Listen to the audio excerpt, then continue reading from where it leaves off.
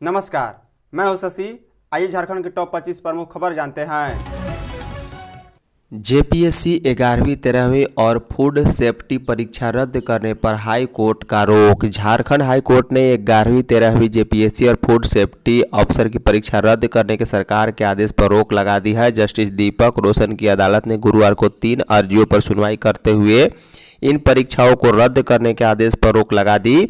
Court ने सरकार को इस मामले में जवाब दाखिल करने का निर्देश देते हुए अगली सुनवाई 15 सितंबर को निर्धारित की है।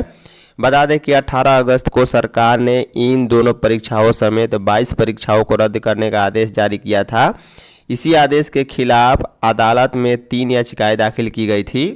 2 याचिकाओं में दीपमाला एवं अन्य तथा सोनम कुमारी ने सरकार की उस अधिसूचना को चुनौती दी है जिसमें 11वीं 13वीं जेपीएससी को रद्द करने का आदेश दिया गया था। वहीं तीसरी याचिका में सौरभ सिंह एवं अन्य ने जेपीएससी द्वारा आयोजित फूड सेफ्टी ऑफिसर परीक्षा रद्द करने के फैसले को चुनौती दी है। प्रार्थियों की ओर से अधिवक्ता इंद्रजीत सिन्हा और अधिवक्ता अमृतांश वत्स और अधिवक्ता पीएस पति ने पक्ष रखा है। सीजीएल पास सभी अभ्यर्थियों की भूमिका की जांच करेगी एसआईटी। जेपीएससी केस में मास्टरमाइंड अभय तिवारी ने पूछताछ में जेएसएससी सीजीएल में गड़बड़ी की बात स्वीकारी थी। इसके आधार पर ही सीआईडी की एसआईटी अब सीजीएल में सफल हो चुके सभी 1932 अभ्यर्थियों की भूमिका की जांच करेगी। इन अभ्यर्थियों की कॉपी, ओएमआर और नियुक्ति संबंधी दस्तावेजों की जांच होगी ताकि जो गलत तरीके से नौकरी में आए उन पर कार्रवाई की जा सके। गौरतलब है कि अभय तिवारी ने स्वीकार किया था कि सीजीएल परीक्षा में कई अभ्यर्थियों को लेकर वह बोकारो गया था। वहां प्रश्न पत्र रटवाने की बात सामने आई थी। इसी आधार पर सीआईडी ने गुरुवार को सीजीएल पास अभ्यर्थियों और उनके कथित लाइंजर समेत 37 संदिग्धों से पूछताछ की है। बता दें कि सीजीएल परीक्षा जांच के लिए गठित एसआईटी को विस्तारित किया गया है। डीजीपी तलसा मिश्रा के आदेश पर इस एसआईटी में कई आईपीएस समेत 17 अफसर भी शामिल हो गए हैं।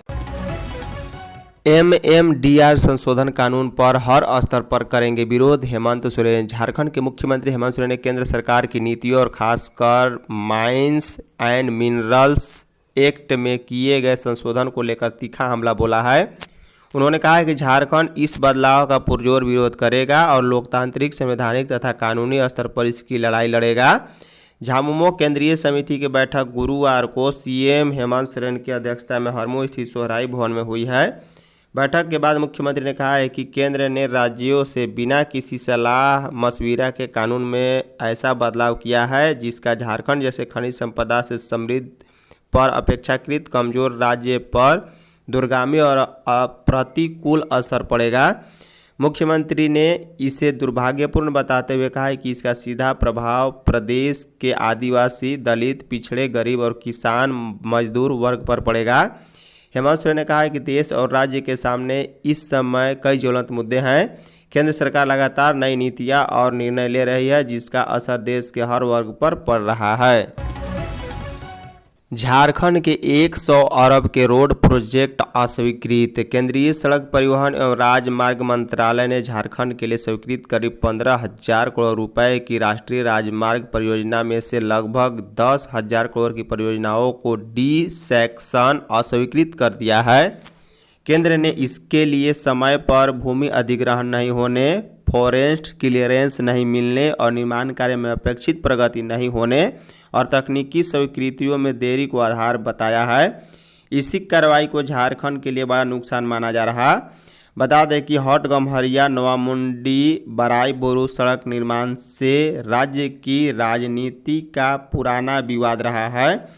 2 वर्ष पहले भी इसके चौड़ीकरण और मजबूतीकरण की योजना आवंटित की गई थी पर तय समय में जमीन का अधिग्रहण नहीं हो सका। फॉरेस्ट क्लियरेंस और अन्य तकनीकी स्वीकृतियां भी लंबित रही है।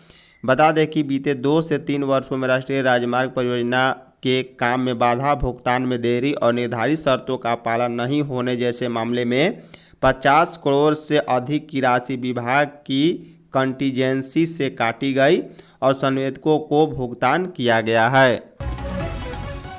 20 के अधिकारी समेत आधा दर्जन कर्मचारियों को धमकी। झारखंड विधानसभा के एक अधिकारी समेत आधा दर्जन कर्मियों को अज्ञात व्यक्ति ने फोन पर धमकी दी है। फोनकर्ता ने कर्मियों को विधानसभा परिसर नहीं जाने समेत कई तरह की चेतावनी दी है। घटना के बाद विधानसभा परिसर की सुरक्षा को लेकर चिंता बढ़ गई है। जानकारी के अनुसार 3 दिन पहले देर रात विधानसभा के अधिकारी और कर्मियों के मोबाइल पर अज्ञात नंबर से कॉल आया। फोन करने वाले ने कथित तौर पर उन्हें विधानसभा नहीं आने की धमकी दी। अचानक मिली इस धमकी से कर्मी सख्ते में आ गए हैं। घटना के बाद मामले की जानकारी मौखिक रूप से विधानसभा थाना पुलिस को दी गई। वहीं मामले में विधानसभा ने भी अपने स्तर से जांच शुरू कर दी है। सूचना मिलते ही पुलिस मामले की जांच में जुट गई है। पुलिस अज्ञात नंबर और फोन कॉल से जुड़े तकनीकी शख्सों की हड़ताल कर दी है। पुलिस पता लगा रही है कि धमकी देने वाला व्यक्ति कौन है और उसके किन कारणों से कर्मियों को निशाना बनाया गया। फिलहाल धमकी को लेकर विधानसभा के अधिकारी और कर्मचारी सतर्क हैं। खुद को छल्ला महसूस कर रहे विद्यार्थी रिफॉर्म मंच। जेपीएससी जेएसएससी रिफॉर्म मंच के रविंद्र पासवान और कुणाल प्रताप सिंह ने गुरुवार को कहा है कि जेपीएससी व अन्य परीक्षाओं को लेकर सरकार ने छात्रों के साथ छल किया है। कोर्ट में जेपीएससी व अन्य परीक्षार्थियों को लेकर गुरुवार को हुई सुनवाई के बाद उन्होंने कहा है कि कोर्ट में जो कार्रवाई हुई उसको देखकर हम खुद को ठगा महसूस कर रहे हैं। हमने मुख्यमंत्री और सरकार के डेलीगेट्स की बात सुनी। हमें लगा सरकार की मंशा छात्र हित में है, लेकिन छात्रों के साथ छल हो रहा है। उन्होंने कहा कि शुक्रवार को राज्य के सभी जिलों में सरकार का पुतला जलाया जाएगा। कुणाल प्रताप बोले, सरकार छात्रों को ठगने का काम करेगी तो 2 माह से पहले ही बड़ा आंदोलन होगा। इधर देवेंद्र नाथ महतो ने भी कहा है कि हमने आंदोलन किसी अभ्यर्थी के खिलाफ नहीं बल्कि भर्ती प्रक्रिया में भ्रष्टाचार, अनियमितता, अपारदर्शिता और व्यवस्था की खामियों के खिलाफ शुरू किया था। इसलिए हम अपनी मूल मांगों पर आज ही पूरी तरह कायम हैं। हमारी स्पष्ट मांग है कि जिन परीक्षा में गंभीर अनियमितता के आरोप सामने आए हैं उनकी निष्पक्ष, स्वतंत्र और विश्वसनीय जांच होनी चाहिए।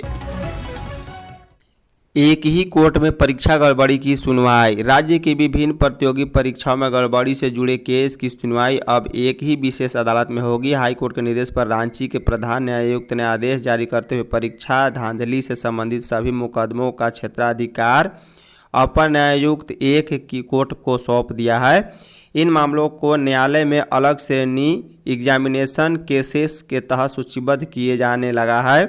वर्तमान में परीक्षा से जुड़े 4 अहम मामले इस श्रेणी में शामिल किए गए हैं। इसमें एसएससी कांस्टेबल जीडी परीक्षा 2026 में कथित गड़बड़ी, जेएसएससी सीजीएल पेपर लीक व उत्पाद सिपाही परीक्षा गड़बड़ी समेत अन्य मामले शामिल हैं।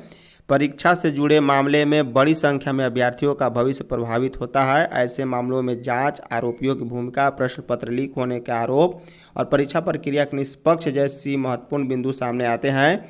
ऐसे में इन मामलों की सुनवाई के लिए अलग से सूचीबद्ध किए जाने को महत्वपूर्ण न्यायिक व्यवस्था मानी जा रही है। अपर न्यायायुक्त प्रथम की अदालत में सभी मामले आने से न केवल सीआईडी व एसआईटी द्वारा दाखिल आरोप पत्रों पर तेजी से संज्ञान लिया जा सकेगा, बल्कि जमानत याचिकाओं और गवाहियों का निस्तारण भी प्राथमिकता के आधार पर हो सकेगा। जेएमएम की बैठक में आंदोलन का लिया गया फैसला। खान एवं खनिज संशोधन विधेयक 2026 के खिलाफ झारखंड मुक्ति मोर्चा ने व्यापक आंदोलन का ऐलान किया है। गुरुवार को रांची के हरमोह स्थित सोहराई भवन में पार्टी अध्यक्ष सह मुख्यमंत्री हेमंत सोरेन की अध्यक्षता में हुई केंद्रीय समिति की विस्तारित बैठक में एमएमडीआर संशोधन को लेकर लंबी लड़ाई लड़ने का निर्णय लिया गया। बैठक में सभी जिला समितियों ने चरणबद्ध आंदोलन और जरूरत पड़ने पर नाकेबंदी का प्रस्ताव दिया। साथ ही राष्ट्रपति और प्रधानमंत्री से मिलने के लिए दिल्ली कूच करने का भी प्रस्ताव रखा है। पार्टी इस पर जल्द निर्णय लेगी। बैठक के बाद पत्रकार वार्ता के दौरान झामो के केंद्रीय महासचिव विनोद कुमार पांडे ने कहा है कि भाजपा के नेता एमएमडीआर को लेकर भ्रम फैला रहे हैं, जिसे कामयाब नहीं होने दिया जाएगा। खनन संशोधन कानून वापस नहीं तो होगा आंदोलन, जयराम महतो। डुमरी विधायक जयराम महतो ने प्रधानमंत्री नरेंद्र मोदी को पत्र लिखकर खनन संशोधन कानून का विरोध किया है। उन्होंने झारखंड में खनिज पर सेस जारी रखने की मांग की। कहा है कि खान और खनिज संशोधन अधिनियम 2026 पर पूर्ण विचार किया जाए और इसे वापस लिया जाए। वापस नहीं लिया गया तो सड़क से सदन तक लोकतांत्रिक आंदोलन किया जाएगा। जयराम महतो ने कहा है कि देश को लगभग 40% खनिज देने वाले झारखंड को खनिज सेस से वंचित करना न्याय संगत नहीं है। सेवा मुक्त कर्मियों का फुट्टा गुस्सा, तिरंगा यात्रा निकाली। झारखंड के प्रोजेक्ट भवन के सामने गुरुवार को 11वीं से 13वीं जेपीएससी और फूड सेफ्टी ऑफिसर, एसडीपीओ और सीजीएल से सेवा मुक्त कर्मियों ने धरना प्रदर्शन किया। पहले सड़क की एक लेन में अभ्यर्थी धरने पर बैठे, इसके कुछ देर बाद नारेबाजी करते हुए प्रोजेक्ट भवन के गेट की ओर बढ़ने लगे। इसी बीच सभी अभ्यर्थियों को परिसर के अंदर प्रवेश करने से रोक दिया, जिसके बाद प्रदर्शन कर रहे सभी अभ्यर्थी वहीं गेट के सामने सड़क पर बैठ गए और नारेबाजी करने लगे। सभी ने एक स्वर में न्याय नहीं तो फांसी दो की मांग की है। अभ्यर्थियों ने गले में रस्सी बांधकर भी अपना विरोध जताया। इसके बाद शाम में अपनी मांगों को लेकर सभी अभ्यर्थी ने मोराबादी मैदान के बापू वाटिका से शहीद अल्बर्ट एक्का चौक तक तिरंगा मार्च भी निकाला है। टीडीपीएल के हेड ऑफिस लखनऊ में सीआईडी की छापेमारी। जेपीएससी की 14वीं सिविल सेवा परीक्षा आयोजित कराने वाली एजेंसी टीडीपीएल के यूपी में लखनऊ स्थित हेड ऑफिस को सीआईडी ने सील कर दिया है। सीआईडी की टीम ने कार्यालय में छापेमारी कर 18 अगस्त को कंपनी से जुड़े कई दस्तावेज जब्त किए हैं। इसके बाद कंपनी के कार्यालय को सील कर दिया गया। कंपनी के एक निदेशक रामवीर सिंह को सीआईडी ने 23 जुलाई को गिरफ्तार किया था, जबकि दूसरे निदेशक सत्यपाल सिंह की तलाश झारखंड एसआईटी कर रही है। सत्यपाल सिंह की तलाश में सीआईडी की टीम ने लखनऊ, कानपुर समेत कई शहरों में दबिश दी है। टीडीपीएल का मुख्य कार्यालय लखनऊ के इंजीनियरिंग कॉलेज चौराहा स्थित आदर्श कॉम्प्लेक्स की दूसरी मंजिला पर 2 कमरों में संचालित होता था। हालांकि स्थापना के वक्त इसका मुख्य कार्यालय कानपुर हुआ करता था। सत्ता पक्ष खनन अधिनियम पर वहम न फैलाए बीजेपी। भाजपा प्रदेश अध्यक्ष आदित्य साहू ने झामुमो समेत अन्य दलों द्वारा खनिज संशोधन अधिनियम के विरोध को राजनीतिक ड्रामा करार दिया है। उन्होंने कहा है कि मोदी सरकार द्वारा लिया अधिनियम राज्यों का अधिकार छीनने के लिए नहीं, बल्कि खनिज क्षेत्र में पारदर्शिता, समानता, निवेश और विकास को बढ़ावा देने के लिए है। साहू ने कहा है कि राज्य का खनिज राजस्व नहीं छीना जाएगा। रॉयल्टी, डीएमएम, नीलामी प्रीमियम और एनएमईटी और जीएसटी में राज्यों की हिस्सेदारी बनी रहेगी। खनन क्षेत्र से होने वाले भुगतानों का करीब 90% हिस्सा राज्यों को मिलता रहेगा। लघु खनिजों जैसे बालू, गिट्टी और साधारण मिट्टी पर राज्यों का नियंत्रण भी पूर्ववत रहेगा। धन्यवाद।